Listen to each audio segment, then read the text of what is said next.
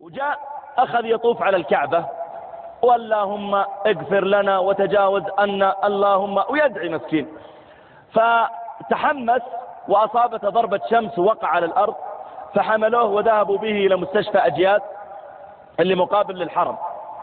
حطوه في المستشفى، بارد المكان، سرير أبيض وشرشف أبيض، ووضعوا عليه كذا هواء وبخار.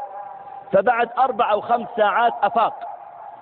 أول ما أفاق التفت يمين فإذا الغرفة أبيض في أبيض، التفت يسار فإذا الغرفة كلها، نظر إلى الشرشف إلى البطانية إلى السرير فإذا أرائك بيض.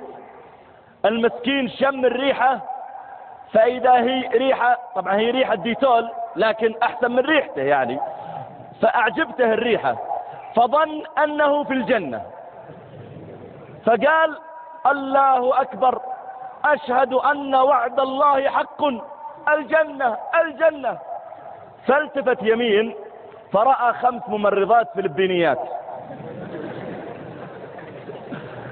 فلما شاف لابسات أبيض في أبيض قال الله أكبر الهور الإين الهور الإين الهور الإين. الممرضات ما يفهمن هذا إيش قاعد يقول، فظنوا انه مجنون وبينزل من السرير، يعني اخذ الشرشف ورماه بيروح للحور العين.